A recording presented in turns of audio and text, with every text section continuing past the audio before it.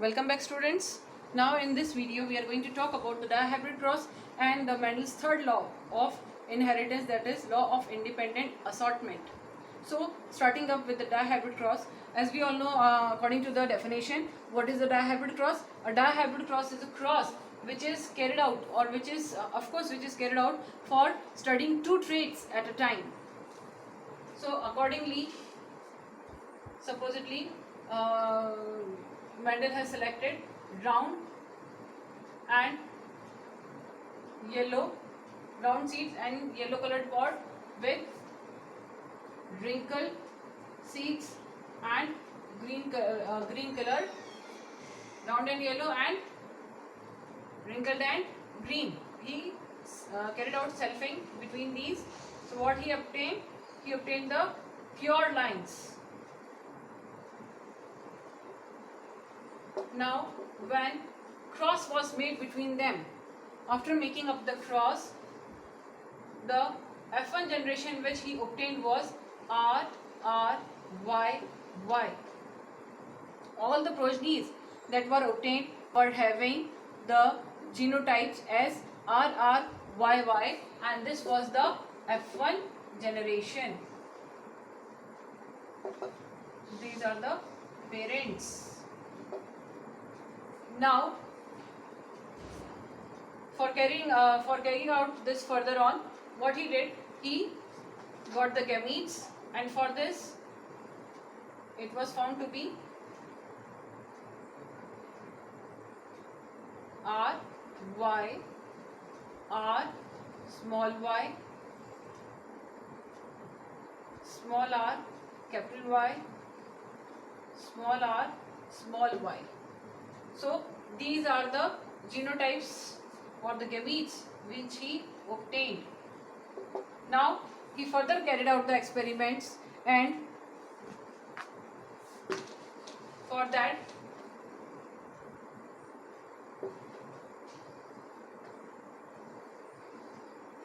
he has utilized the checkerboard method.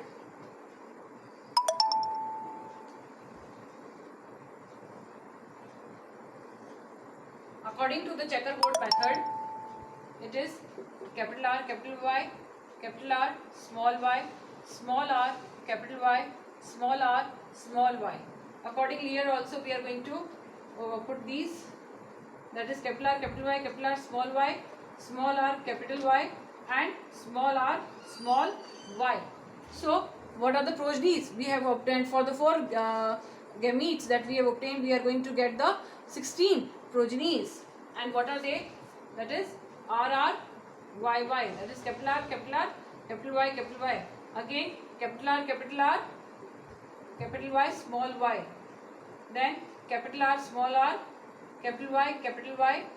Now capital R, small r, capital Y, small y. Again capital R, capital Y, small y, capital R, small y, capital R, small r, capital Y, small y, capital R, small y, small y. Then capital R, small r, capital Y, capital R, small r, capital Y, small y, small r, capital Y, small r, capital Y, small y.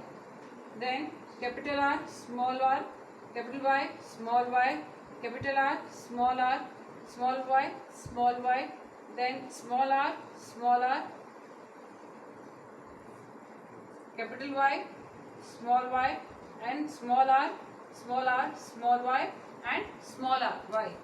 So now we are going to find out the genotypic ratio as well as the phenotypic ratio of this. When we studied this during the dihybrid cross that was conducted, we find that out of the two old combinations, two new combinations have been formed. Our two old combinations were round and yellow and wrinkled and green, and the two new combinations that emerged out of this cross were round and green and wrinkled and yellow. Now we are going to calculate this, that what is the phenotypic ratio for obtaining round and yellow progenies. It is a very must that there must be a capital gene for round and a capital Y for yellow trait. So looking at this checkerboard, we find it capital R, capital R, and one capital Y is already present here. Capital R and capital Y is present over here. Capital R and capital Y is present over here. Capital R and capital Y is present over here. Again present over here, not over here, only capital R is present. Then capital R and capital Y is present over here. Then here it is not present. Capital R and capital Y is present over here. Capital R and capital Y is present over here. This is small r, so it is not counted. And here it is capital R, capital Y. Here also capital R is only present, capital Y is not present here. Both the R's are small, and here also both the R's are small. So according to this, the number of the progenies that were having round and yellow traits were 1, 2, 3, 4, 5, 6, 7, 8, 9. So it is 9. Now when we are going to talk about round and green, so for round again capital R should be there, and for green small y should be present, no capital Y. So according to this 1, then according to this 2, and then according to this 3. So it is 3. Now wrinkled and yellow means small r should be present, no capital R, and one or either of the two can be capital Y. So remaining here are this. So it is 1, 2 and 3. Again 3. Now we are going to talk about the wrinkled and the green. So for wrinkled and green, it should be small r, and small y, and only one of the cases left over here. This is 1. So for round and wrinkled, the phenotypic ratio was found to be 9. Round and green, it was found to be 3. Wrinkled and yellow, it was found to be 3. Wrinkled and green, it was found to be 1. So the phenotypic ratio of this F2 generation, this is the F2 generation. This is the F2 generation, and the phenotypic ratio that we got is 9:3:3:1 for the dihybrid cross, and the genotypic ratio is 1:2:2:4:2:2:1. You can very easily count it over here. Okay, so this is the dihybrid cross. Now Mendel deduced a law from here, that is the law of independent assortment.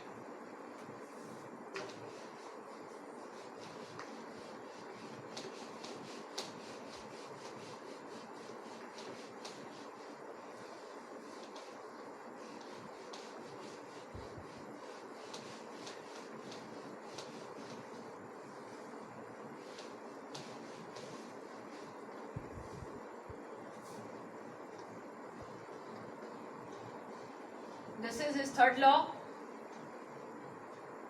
that is law of independent assortment. To assort itself is to segregate out itself from anything. Okay, so according to this law, when in F1 generation the gametes for two traits were present in heterozygous condition, you can see it over here that the gametes for heterozygous condition, I can write it in large letters so that it is visible to you all. RRYY. In F1 generation, these were the genes that were present in the heterozygous condition in every progeny. Okay, and when the gametes from these were produced for the upcoming F2 generation, then what happened? They segregated out separately from one another without contaminating each other.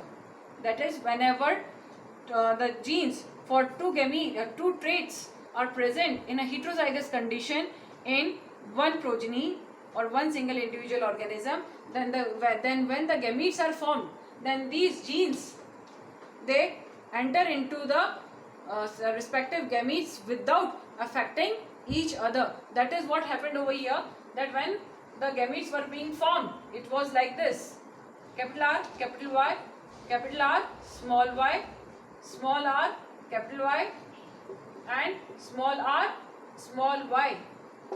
So here it was, they were independent of each other. Clear? This type of law is known as law of independent assortment. So this is the third law. So we can say that from the monohybrid cross, Mendel has deduced two laws, that is the law of dominance and law of segregation, and from dihybrid cross, Mendel has obtained a single law, that is known as the law of independent assortment. Got my words? Now we are going to again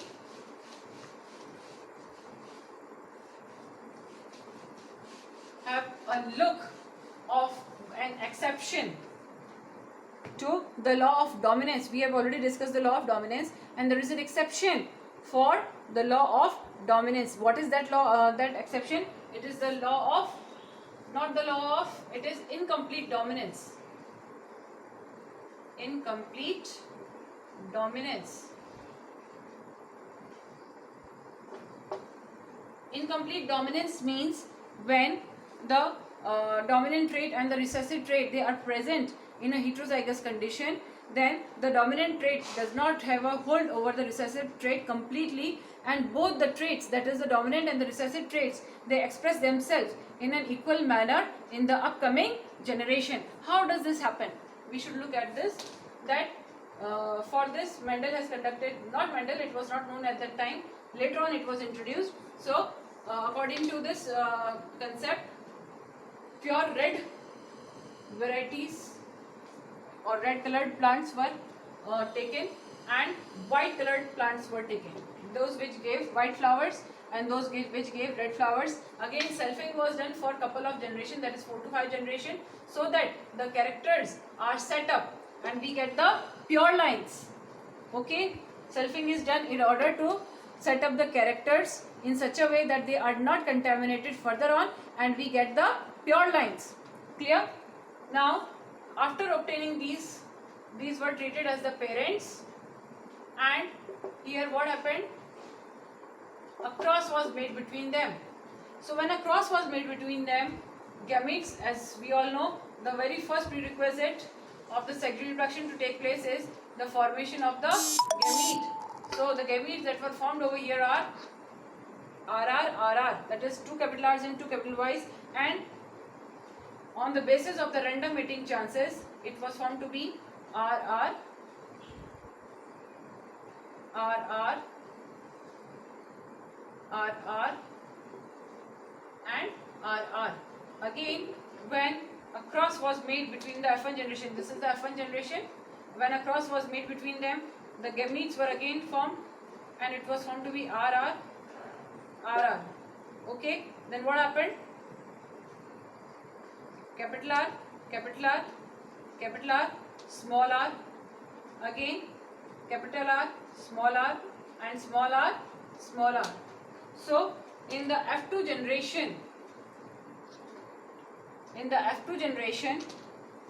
the phenotypic ratio is now changed. Why it has been changed?